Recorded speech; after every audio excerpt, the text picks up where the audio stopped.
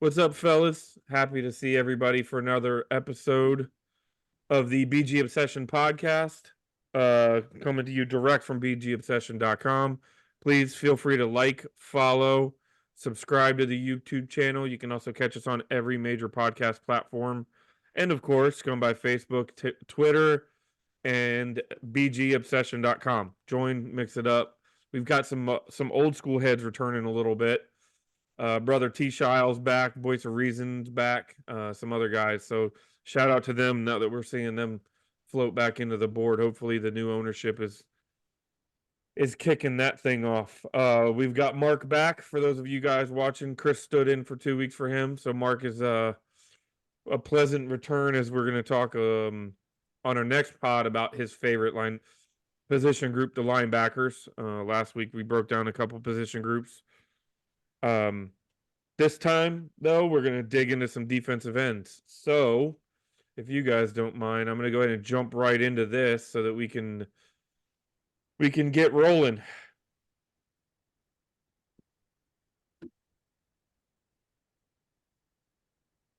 So, my first guy up is a guy by the name of Darius Robinson. Now, I'm going to fully tell you that I don't know that he's going to be there when we're picking. I've seen him graded around top 10 in the second round, which means, yeah, we could take him. I admittedly would probably opt for an offensive tackle there if we hadn't taken one at that point yet.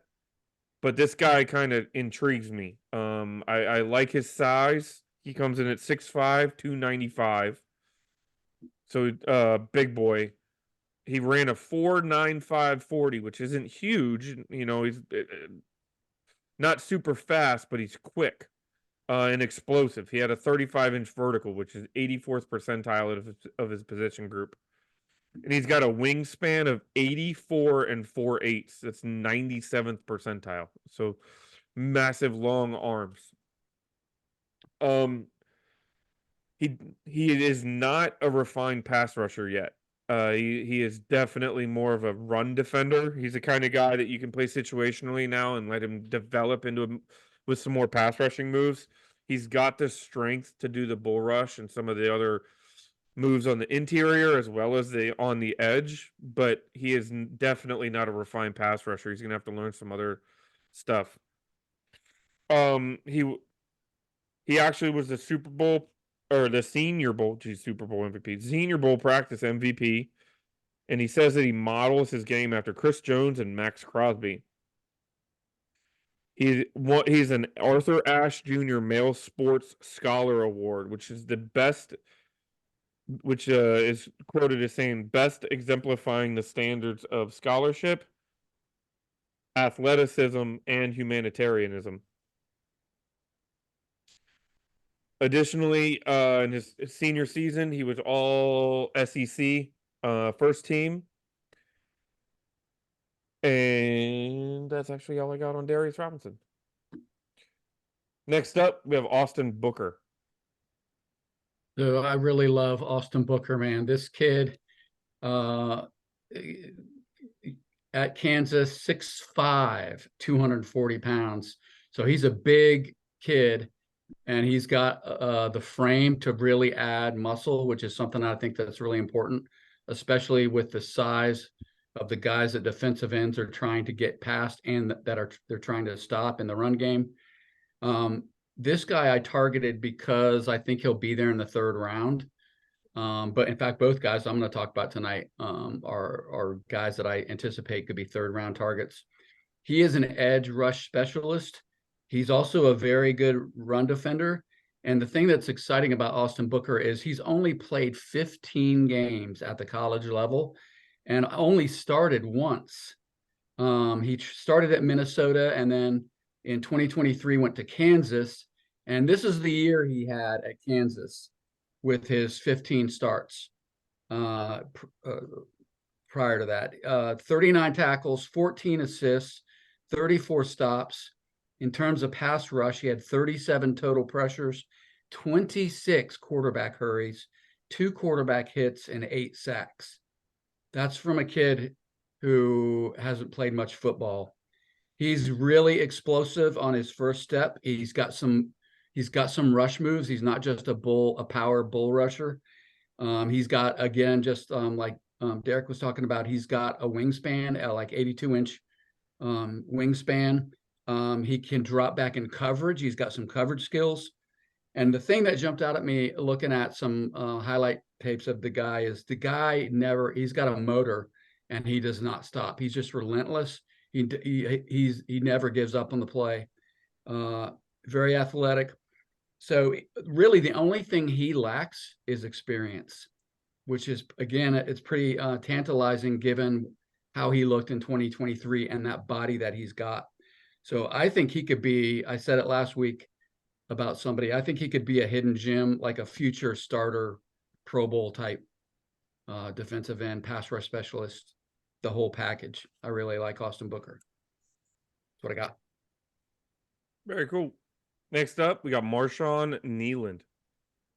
Defensive end Marshawn Nealand from Western Michigan. So, I mean, if I hate to start with negatives, but you have to assume that, I mean, the guy played in the Middle Atlantic Conference, and was playing against the likes of Western Michigan, well, Kent State, University of Toledo, Miami University. So, I mean, it's not premium competition, but what you expect from a guy who might play in the NFL coming out of one of those conferences is a guy who kind of dominates. With Marshawn, I went in looking for him. I'm looking at, originally he was like a third or fourth rounder. I was hoping to look for somebody that we might sneak in, in the third. I have a feeling he's not going to last. We might, if we wanted him, we might have to jump back up higher in the third because he apparently dominated at the combine and at the Senior Bowl shown. But Marshawn Nealand's a 6'3", almost 270-pound classic defensive end. When you watch him on the field, it's just a big, solid-looking NFL player. Just a brutal bull rush. Has good instincts. Plays both sides. He played on both ends of the line. And my take notes that the first thing I noticed is his really quick first step. He's a relentless player against the run, pursuing the run and in the pass. And when he gets there angry and with power and delivers hits. He's not just pulling the guy down. He's sending a message when he gets there. Who does that sound like? Well, you're Our going to defensive coordinator. Yeah, well, there you'll see a pattern on my defensive ends and the linebackers that we'll talk about in our next podcast. There's definitely a pattern there, what I was looking for. I don't think Mr. Nealand is going to be a spectacular Pro Bowl kind of player. I do think that he's got a very legitimate chance to be a solid rotational starter at worst, and maybe a 3-down player if he coaches up well and has the work ethic and all that. He did play for 4 years out in Western Michigan and just improved every year from a low. He just made a few token appearances as a freshman, but his final 2 years as a junior and a senior, he just kept improving in terms of the snaps and went from just 2 sacks to 6 sacks in his final season. But the progression was clear, both on run and against the pass. Some of the scouting reports I've seen on him, the positives that they demonstrates remarkable versatility and agility for a man his size. And when you see him in the highlight package that I'm going to post, this is a solid man who's got some athleticism. Excellent in run defense capabilities. He looks to me like a guy who can set a solid edge against the run. And he's commended for his work ethic and determination. He just sounds like the kind of guy that this particular defense and this new team with trying to come up with accountability and character and all that. So he's going to have to show that he can excel against higher competition. And I suspect that 2 or 3 years down the road, this guy might be a really solid player. Sweet. Next on the board, Gabriel Murphy. Yeah, so I have Gabriel Murphy. Gabriel Murphy is from UCLA, 6'2", 247 pounds. He originally started his college career at North Texas, and he made a little bit of a name for himself as a junior. Had a really solid junior season. After that, he transferred to UCLA. He played 2 years there, and he played well. I mean, in a tougher conference with pretty decent competition, he amassed 14 sacks there. He's got some strengths which I think can turn him into a pretty solid pro. One of the themes with the guys that I'm going to talk about is athleticism, and Gabriel Murphy just screams athleticism. He's got great athleticism, good agility. He's one of those guys that can, change directions really well. One of his strengths as well is he's a really good hand fighter, really good hand usage. That obviously helps him with his pass rush. Another guy, very common to what a few others have said previously, just the guy that has relentless effort, has a constant white hot motor that's running. And he's got multiple pass rush moves and was used in a lot of different pass rush alignments. It wasn't uncommon to see him rushing off the edge, to be used inside, maybe to, once in a while be used as well as an off the ball linebacker. He's got a few concerns and a few, things that he needs to work on. Number one, he struggles with power, so he's going to be one of those guys that has difficulty setting the edge in a run game, and block shedding ability. So he's definitely going to be a guy that needs to work with the strength and conditioning coach. He's going to have to spend a lot of time in the weight room to, improve that power and strength. What is my take on this guy? I think he can be a really good fit from the standpoint of scheme. The sense that I got was that Dan Quinn did a lot of stuff in Dallas where he tried to confuse you. So, I mean, if we have a creative coordinator and we use a lot of different fronts, I think that we're going to play to Gabriel Murphy's strengths.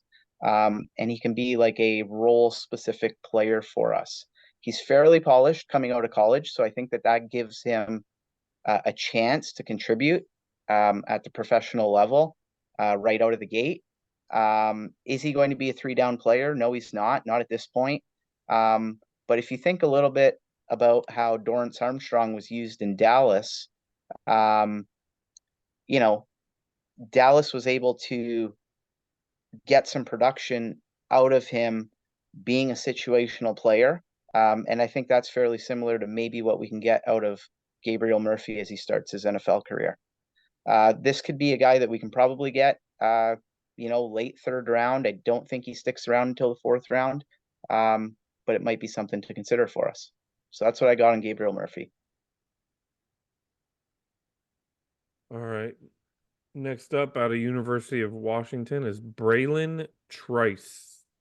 Yeah, that's me. So 2 things caught my attention and made me want to look into Trice. The first thing was an article out of SI that said he won't be a 1st-round draft pick, but he probably ought to be, and that 4 years from now we're going to be wondering why he didn't go in the 1st round. And the second thing was a note in one of the draft sites that said plays with a sense of urgency. I've never seen that written about a player before, but I like it. I mean, I come out of the sales world and we constantly talk about a sense of urgency. You want to do what you need to do and you want to do it right now. And then I went and looked at video of this kid, and he's absolutely all that in a bag of chips. 7 sacks in his senior year in 15 games, pretty much all against double teams. His entire senior year was played against double teams because he was that good. He was the guy that other teams schemed to take out of the game and couldn't. 6'3", 245 is what he's listed at, although I've seen him listed all the way up through 270. Apparently he dropped quite a bit of weight to try and increase his 40 time at the combine, and that's where the 245 comes from. I don't think it helped a lot. He only ran a 4.72 at 6'3", 245. But the dude is he is in the thick of everything that moves to his side of the field, and some stuff that goes to the other side. He's projected late 2nd round. Oh, I forgot. He was defensive MVP of the Alamo Bowl in 2022 and the Sugar Bowl in 2024. He redshirted 2019, and then he sat out 2020 because of COVID. So he only has 3 years. But in 3 years, he's got 18 sacks, 28 and a half tackles for a loss, and 101 total tackles. He also has a forced fumble and a TD off a fumble recovery. The guy just seems to be around the ball. He was a team captain multiple years. Everybody, granted, this time of year, if you're in the draft, everybody's saying nice things about you, but his teammates seem to love the guy. He's referred to as highly coachable and incredibly intelligent. It kind of reminds me, Paul, what Paul was saying a minute, or no, I guess it was Mark. I don't know that he's going to be, all pro or Pro Bowl material, but I can totally see this guy being an absolutely incredible rotational player for us, and fitting right in with the defensive line room and being a great starter for well, not necessarily starter, but rotational player for a number of years to come. He's projected late second, may be around as late as the early third, though. So might be a steal right there with our first pick in the third round. That's what I got on Mr. Trice. Nice. All right, next up is another one of my guys out of Washington State is Brennan Jackson. Brennan Jackson's a little bit of a developmental guy. He's a day 3 guy. 6'4", 264. He ran a 4.69 40 at the combine. He's a 5th-year senior. Bob, we were talking about before the podcast how many of these guys are 5th and 6th-year seniors. Yeah. I've even seen a couple 6-year seniors because of the COVID year. So there's a lot of experience floating around, especially on the defensive side of the ball. He played in 43 games, amassing 1,978 snaps. In 21, he had played in 13 games, had 31 pressures, 23 QB hits, 4 sacks. 22, he played in 12 games. He had 25 hurries, 7 hits, and 6 sacks. And then in 23, as a 5th-year senior, in 12 games, he had 29 tackles in addition to 37 pressures, 24 hurries, and 4 QB hits that went along with his 9 sacks that season. So, he's not an overwhelmingly big guy, but one of the things that I've seen everywhere you see him reported on is effort. NFL.com says his second and third levels of effort will be enough to make him a professional. An AFC scout is quoted as saying he plays as hard as anyone in the conference. I think coaches will like him more than the scouts will, and maybe they will be right. Currently, he's got a 5th-round grade on Draft Buzz. So obviously he's a day 3 guy. Just like the guy I talked about before, already saying there could be contributions in run defense. He's going to need to refine some pass rush. At 264, he might be a little bit of a tweener there, if you want to put his hand in the dirt, but that's still a big boy. And the last thing was NFL.com listed him, said he could be a legitimate 3-4 end or 4-3 end or a 3-4 outside linebacker, which is also something we were kind of talking about, Mark, before this podcast, is that with these ends and edge guys, I mean, there's a lot of unicorns right now in the NFL or coming out of college, that multi-role players, guys that could stand up and put their hand in the dirt, guys that can be on the end and move inside. So he's kind of one of those guys that you could see him stand up, you could see him on either side at end, pass rush, dropping into coverage, doing a lot of those versatile movements. So, next up is Jonah Ellis. Jonah? Yeah. So Jonah Ellis, out of Utah, he is 6'2". He's a little undersized for defensive end. 6'2", 248 pounds. He's only 21 years old. And one of the things, if the name Ellis sounds familiar to you, it might. His family is NFL pedigree. His dad, Luther Ellis, was a defensive tackle for a decade, all but 1 year with Detroit, two-time Pro Bowl defensive tackle for Detroit for a decade. His three brothers, Caden, Christian, and Noah, are all in the NFL. Caden Ellis is a linebacker for the Falcons. Christian is a linebacker for the Patriots, and his brother Noah is on the practice squad as a defensive tackle for Philadelphia. So the whole damn family is full of football players, led by dad. And I'm telling you, this kid at 21 years old plays with as high a football IQ as you're going to find. He's a very good pass rusher, probably not quite as strong against the run, but I chalk that up mostly to size. He's probably going to need to pack on some more muscle at the NFL level, but I don't know how much more Look at his arms. What are you talking about? I'm just saying, if he's going to be anything more than just a pass specialist, he's got to find a way to get stronger. But he's got better every single year at Utah. I mean, considerably better. And these are his 2023 numbers. A second team All-American, by the way. 573 snaps in 10 games. 16 tackles for a loss, 25 stops, 41 total pressures, which included 26 quarterback hurries, 2 quarterback hits, and 13 sacks, 1 forced fumble, and 3 deflected passes. So the kid is everywhere. He's got a super explosive first step. He's got moves. He is tough as hell against the run. He's just undersized. So it's not about him not being tough and aggressive. He hits. He's a tough SOB, but he just lacks a little bit of that size you would ideally have. But he's got he's got more pass moves right now than Ryan Kerrigan ever dreamed of having. Put it that way.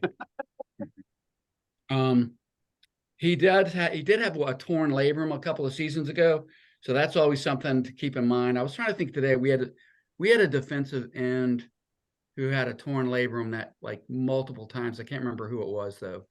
So that's just an injury like Achilles where you worry, is he going to tear it again? But anyway, I really like the kid. And this kid has Dan Quinn's mentality screaming out of every pore of his body.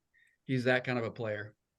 Almost sounds like a guy at his size who could play some linebacker for you. Yeah, he also, Mark, I meant to mention this. One of the things he really gets, probably his calling card, is the ability to quickly read what the play is, whether it's a run or a passer, and react quickly. So I could almost see him at linebacker with like a green dot on his helmet, that kind of a player. Very cool. Next up, Chris Braswell. So we want this guy on our team, gentlemen. I didn't go looking for Chris Braswell. I was scanning through guys that I thought might be second round options to fill out the DE position. And I ran across Braswell. This is a 6'3", 250 freak of a human being out of Alabama who only played 3 years. As a freshman, he was kind of just a guy. He played just 9 tackles and 1 sack and was just kind of there. Sophomore year, got into 12 games, ended up with a fair amount of tackles, but then started getting to the quarterback, 27 pressures, 19 hurries, and 4 sacks. Then in his junior year, he just blew up. He played in 13 games, 21 tackles. As a pass rusher, produced 54 pressures, 31 QB hurries, 10 QB hits, and 13 sacks. Chris Braswell is, to me, he's a physical freak kind of player. This was my take. I wrote this before I started looking at scouting. This is just my impressions from looking at film, YouTube highlights, understood that we're just talking highlight packages. But to me, this is a 6'3", 250-pound man who ran a 4.6 40.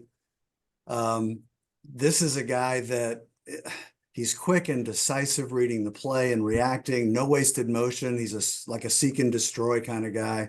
I don't see any kind of bust potential. What I see at the very least, because this is a hybrid linebacker edge. He played as much linebacker as he did edge in college. he can be all over the front seven. They've deployed him on both sides of the line, in the middle. And I'm watching, and I can't. I mean, you hesitate to do this, but I ended up writing down that this might be a poor man's Micah Parsons. He's that kind of player. He doesn't have Parsons' just freakish explosiveness, but this guy has as much or more power than Parsons did. And just, I mean, he plays angry. You don't want to be on the other side from this guy.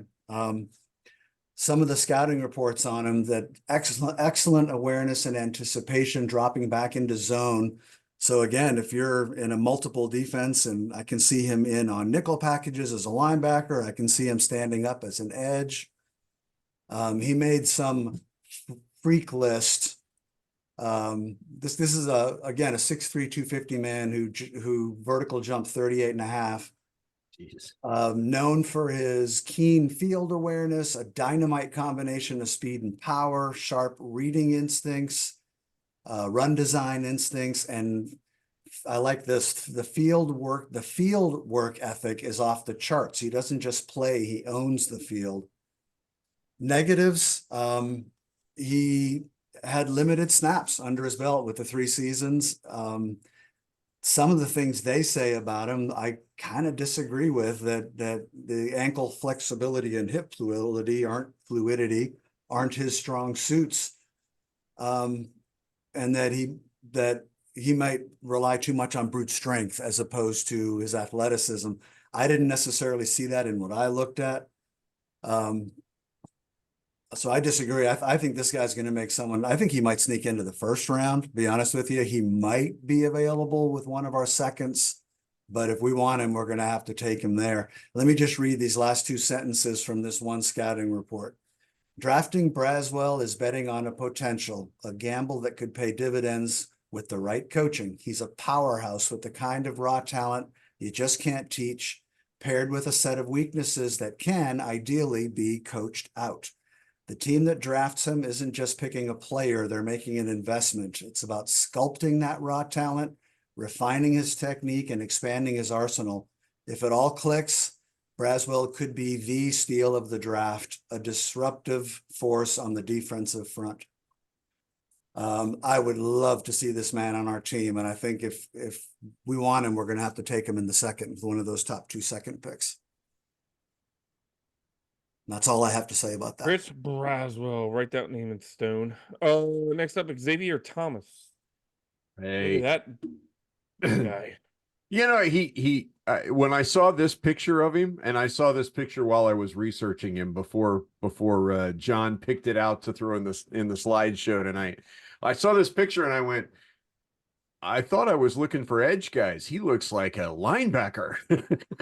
I mean, no neck and a big head, and I'm just gonna drag you off into a back alley someplace and bludgeon you to death, right? He really looks kind of mean. This is one of those 6th-year seniors that Derek alluded to a little earlier. Clemson. He decided, he got sick the summer of 2020 and decided to redshirt because he lost the entire off season. And then the NCAA said, you know what, if you play in the 2020 season, it won't count against your eligibility. So he said, screw it, I'll play. And he ended up playing 5 games. So he gained a year of eligibility. He played 6 years at Clemson. He's 24 years old. He played 57 games over a total of 6 seasons, partially because of COVID, partially because of injury. He's got 18 sacks in 57 games. That's a sack every 3 games, and 33 tackles for a loss. This kid is high motor all over the place, and he played on a pressure defense. I mean, Clemson was coming constantly. And you watch the film, and this guy just flashes all over the place.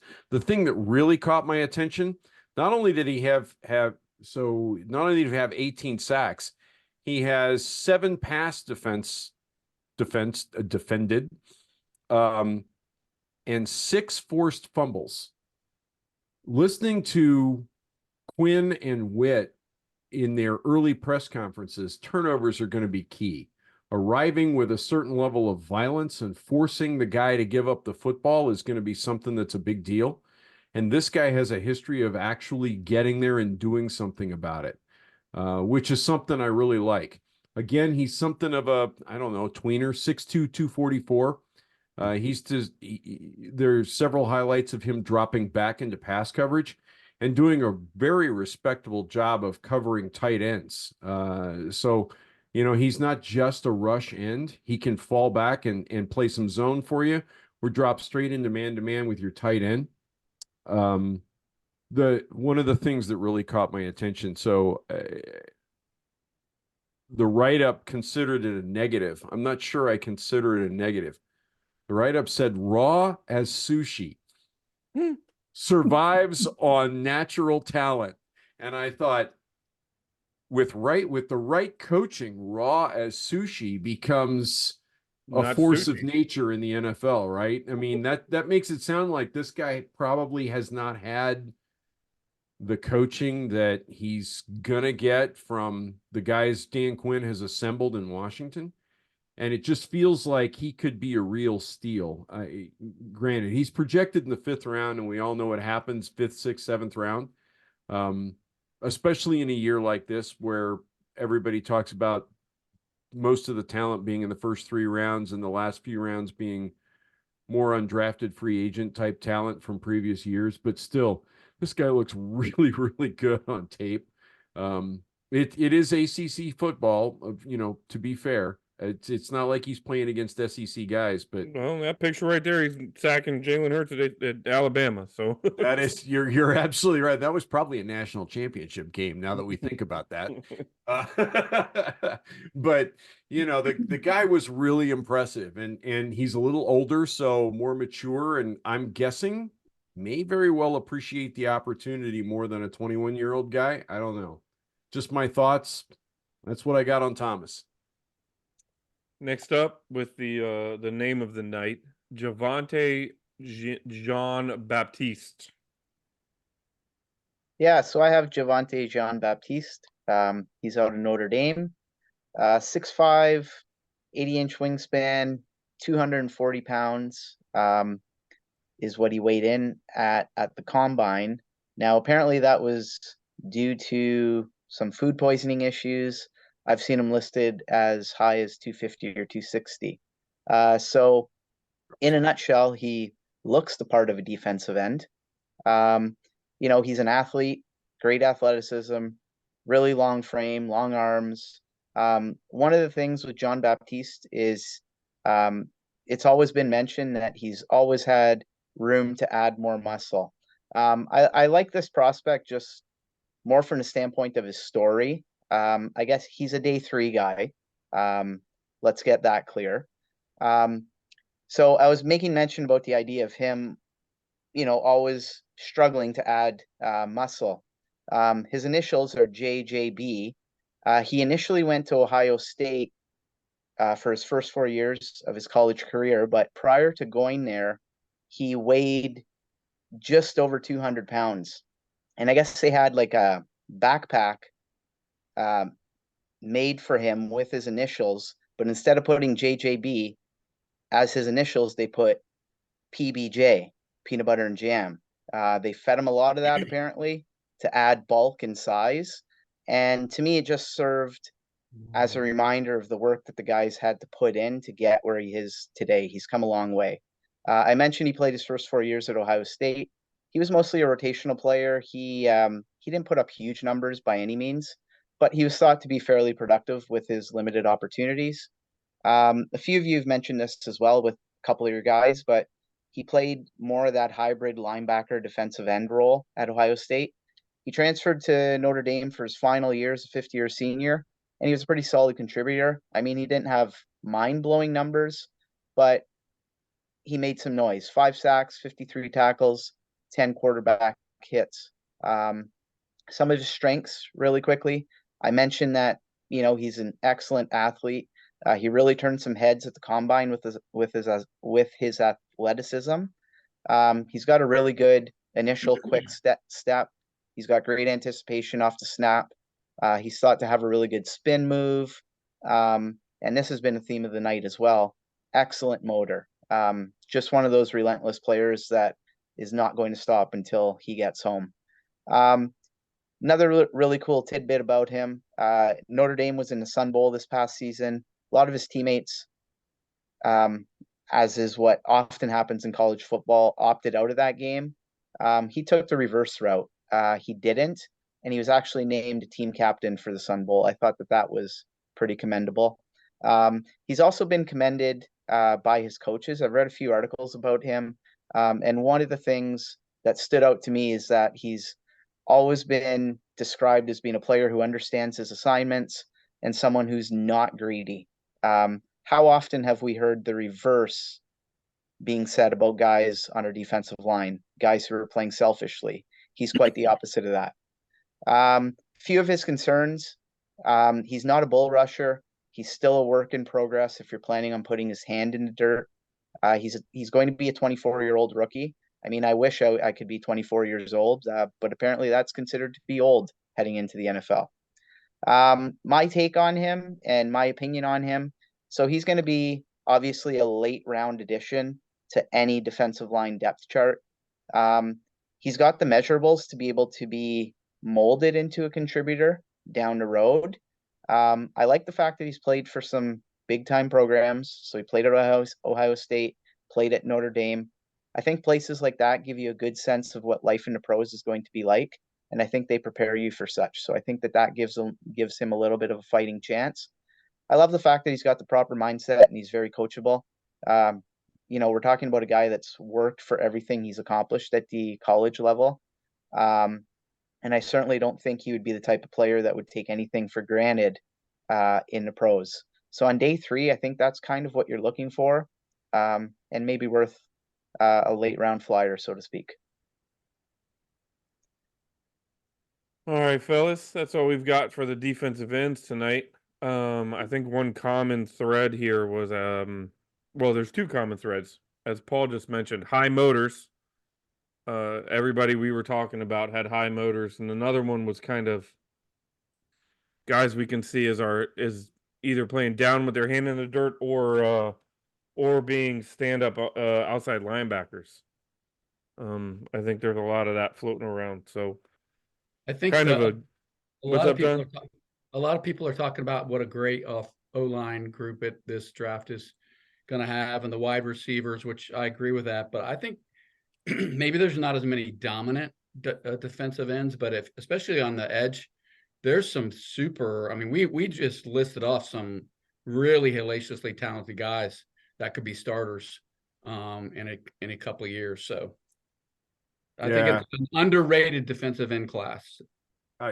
I think it's underrated on the depth end, John, and I think that's a good thing for us because if you look at what we've done in free agency, I don't think it's a stretch to think we're going to go quarterback, offensive tackle, either cornerback or wide receiver in rounds 1 and 2 with those first 3 picks, right? I really don't. I don't think that's a stretch in any way, shape, or form. So I think we're looking at edge later from round 3 down, and I think we've outlined some guys that have real potential in those rounds. Yeah, but equally speaking, I think there's guys that if the right guy's not there in the second round, I mean, you can take a guy at edge and we're not handcuffed to anybody at this point. Like Mr. Braswell. Yeah, I was going to make just 2 observations about this year and the defensive ends. I would be shocked if we don't come out of this draft with maybe 2. Certainly 1, and it could easily be one of the guys we talked about tonight. And I agree with what Derek just said. At one of the benefits of having brought in a broad draft free agency class is if they love someone like Braswell and he's there at 40 and they think, well, we didn't really plan to take a linebacker this high, you take a chance on a guy like that. So I do think we're going to end up with at least 1, if not 2 edge DE type players. The other thing I was going to say is, do you remember it hasn't been that long that tweener used to be a kiss of death? The guy's a tweener, he doesn't belong in the NFL. in today's NFL, with defenses being as multiple as they are and shifting fronts and all that, you better have some position flex, dirty word, I know that, but the idea of being able to play some edge and linebacker and maybe getting into the box as a strong safety and do all that kind of stuff, that is invaluable. So I think that's what you're seeing reflected in the kind of kids that are coming out now who can do a little bit of this and a little bit of that. And they're athletic freaks. Get them in the right situation with the right coaching and turn them loose.